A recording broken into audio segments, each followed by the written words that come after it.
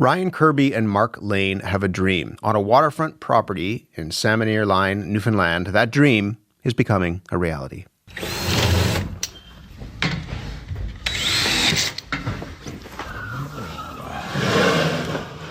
The two men are building an addiction treatment center, and once it's open, it will become one of the only 3 live-in addiction rehab facilities for adults in Newfoundland and Labrador, a province dealing with a sharp increase in drug overdose deaths. But these men say their facility will be different. The duo has more than just their dream on the line. They have poured their life savings of more than $1 million into fixing up the former summer camp, even putting their own homes on the line to borrow money.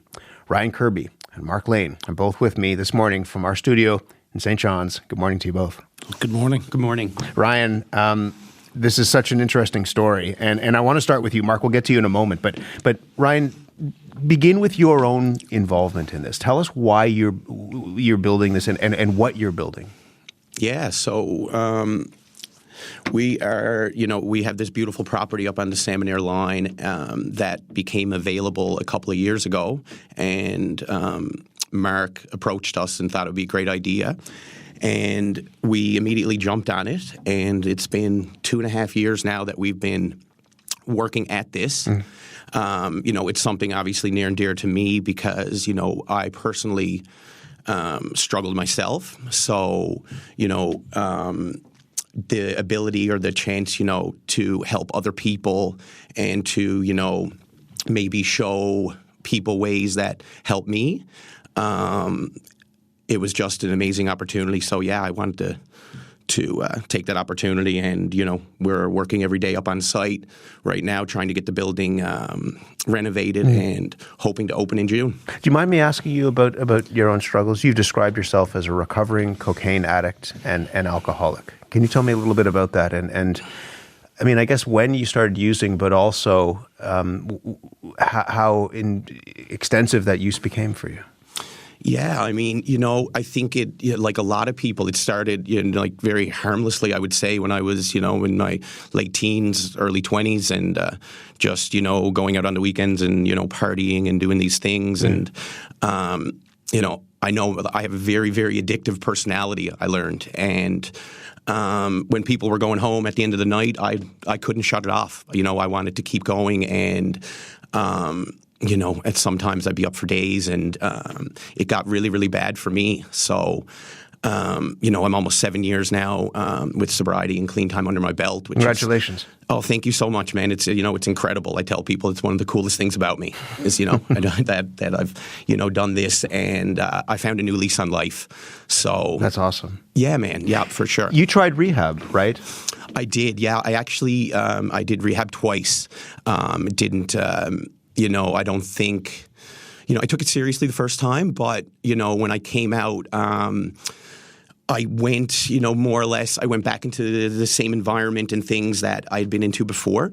So it just didn't work for me. I was white knuckling it, I would call it, and so when I went back the second time and came out, again, at the beginning, it was tough, but then I found this, this alternative and this other way. Now, I was hitting meetings every day and different things. But when I found, I had a really good friend who was always there for me. But, when I struggled, he really stepped up, and he started getting me out in the mornings, and we would just do morning runs out on Signal Hill or down at Kitty Lake. And then that turned into more people hearing about us running and wanted to come out and run with us, and it turned into big group morning workouts.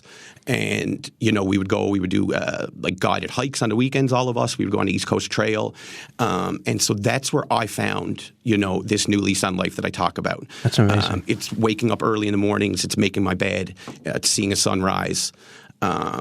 Basic things, but I found that these things bring me so much joy, and it fills up my day.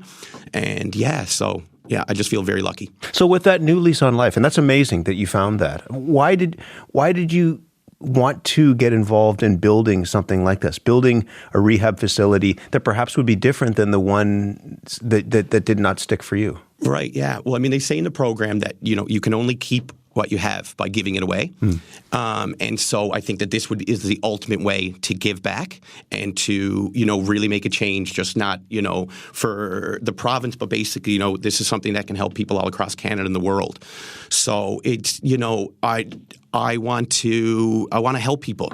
That's the basics. And, I know for myself, I had such an incredible support system and people who, when I struggled, were right there by my side and willing to help me in any way possible. And you know what? I know a lot of people are not as lucky as I am, and they don't have those supports. So that's us. We act as that support. When you call us now and you tell us you need help, we're with you. And then we're with you for years after. We're following you and making sure, we're by your side. Mark, how did you get involved in this? Well, I'm from Holyrood. I live just up the road from the facility. And this is an old summer camp, right? It is. So when I was the chief executive officer of Easter Seals, a organization for children with disabilities, we used to rent the camp for that specific purpose. Several of my friends have actually gotten hitched there. They had, they got married, had their ceremonies there. And so I watched it being built. And when we noticed that it was closed in and around 2019, it came upon, and I knew the Kirby family, Ryan and his dad. I approached them, or we mutually approached one another, and we said, what can we do with this facility? It's a shame to have such a beautiful, well, we term a sanctuary, actually. It's beautiful to, it was sad to see it become dilapidated. And so the three of us kind of just looked at each other and said, you know what? It's going to be a rehab. And we're very pleased to do that. I mean, every single family is impacted by drugs and alcohol. I was going to say, why did you, of all of the things that it could have been, why did you land on the idea of it being a rehab?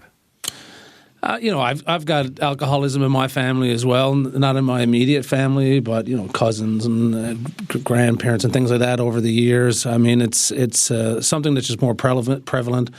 I've got friends, who have addiction. I served 22 years in the military. A lot of my friends, struggle with PTSD, and coping mechanism is drugs and alcohol. So when we looked at what we could do to make a difference, sure, we could have opened it up as a corporate retreat, and we actually discussed that in the very beginning. But that's not what's needed right now. What's needed right now in Newfoundland and Labrador is help for the people who are struggling with addictions right now. And we feel that this facility, with the proper programming and the right complement of staff, we can actually shift the needle. We can complement the two existing public treatment centers that exist. Add the third, which would almost double the provincial capacity, and work with the government and Newfoundland and Labrador Health Services and work with the community groups that are on the front lines with addictions, and let's get to work and help out people. It's a growing problem. I don't know if people classify it as an epidemic. I've seen that.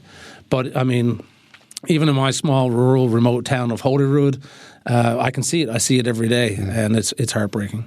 Did you have any idea what you were getting into? I mean, you launched this idea, but now your house is up for it, right? Yeah, I mean, look, I had a health scare myself 25 years ago, and life is short.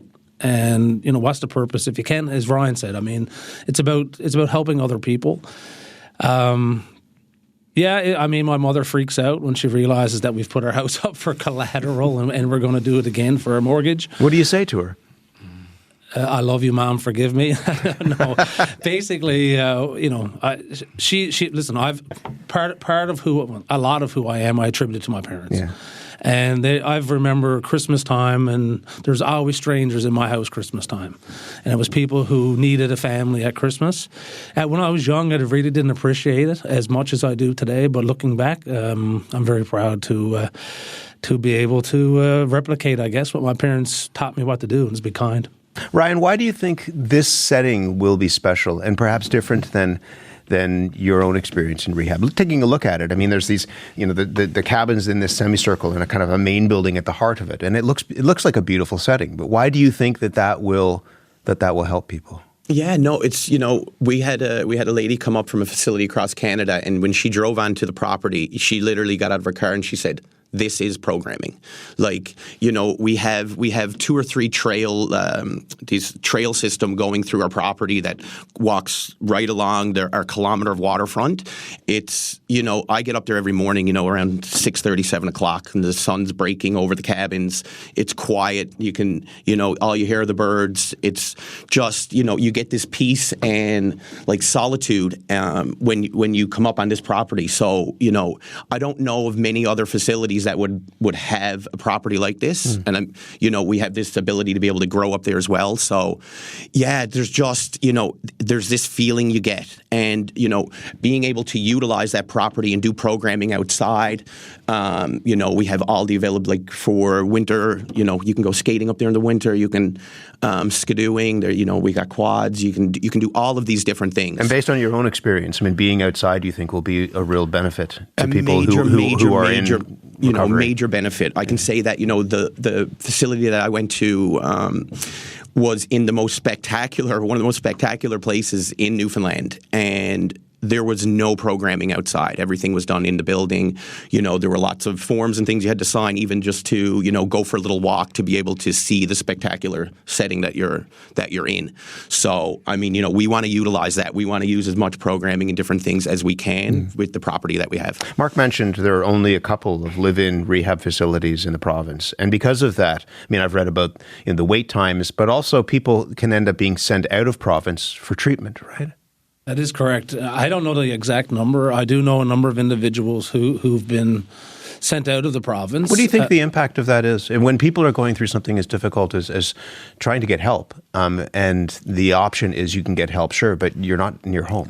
What do you think the impact of that is? Yeah, I think it just adds, another complicated layer to things, getting away from your family and people who, would maybe want to be there to support you. I know I was lucky enough that the facility was close, that, someone could come on the weekends and say hello and I could see a familiar face, but I can only imagine the feeling of having to get on a plane when you're probably at your lowest point, traveling somewhere that you're very unfamiliar with.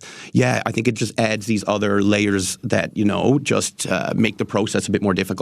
Mark, there's a stigma that still exists around addiction, and treatment in particular can be stigmatized. People might say, well, I feel terrible for that person, but I don't want, for example, the treatment facility near us. It's better if it's somewhere else. Right. When you went to the public with this project and you shared your vision for what this site was going to be like, what was the reaction that you got?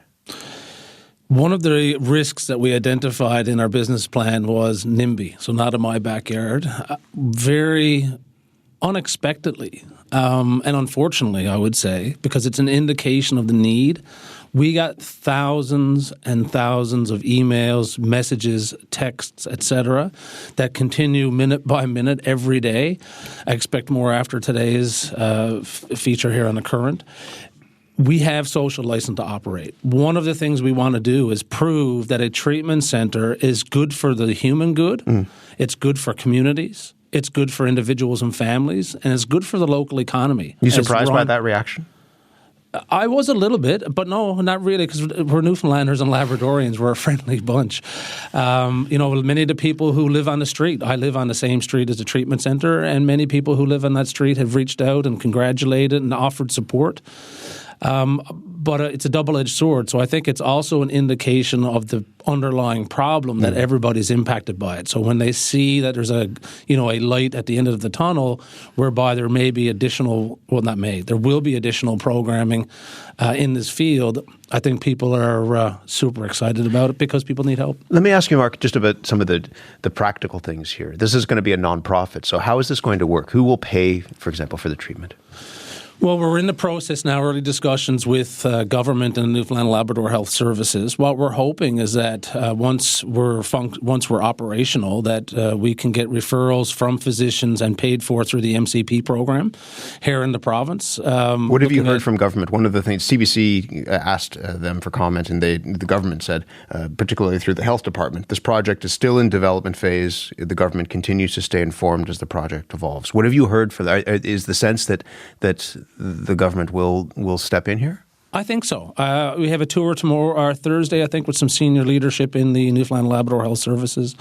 Look, it's a no-brainer for government to work with us to invest in this. addiction is expensive. It's taxing on. It's also everywhere, as you said. It's everywhere. So with all the different things that we finance through the government, I can't see why we wouldn't invest in our own people to save lives, for first and foremost, and to also enable people to get back to a sense of normality and a life of sobriety. And you'll have people that will be able to work there. I mean, the province is also desperate for healthcare workers. Well, we've also identified in our business plan one of the risks is about human resource capacity. We don't think that's going to be an issue. We've had well over 100 people reach out to us about employment. Many people who have either retired, currently work in addictions here in the province and across the country for that matter. So we don't anticipate that's going to be a problem. Is there anything that could present itself as a roadblock to prevent this centre from opening, Mark? I mean, the idea of it is so powerful, and you're both, the commitment that you both have to it is really quite something too. We're persistent. Well, Ryan and I both believe in it. Our families believe in the project. The community believes in the project, and the thousands of people we've heard from across the province believe in this project because we have a team of people who need help, want to see people get help, and want to see people they love get help. We are confident this is going to work. And one of the big things we want to do is track the actual outcomes. So it's not about the number of people coming through the door. It's about the actual outcomes post-discharge. Ryan, what has surprised you about this, having your own personal experience in this, but also committed so much to it yourself as this project has come to life? What has surprised you the most? I would think the people understanding how many people are struggling. I did not, I knew there was an issue. But when we first went, I think we made a Facebook post about a month ago, is when I was completely just blown away and shocked at the outcry from everyone. And, both of our phones, I have hundreds of messages from people just, when do you open? How can I get in? I need my son, my daughter, my husband, my wife.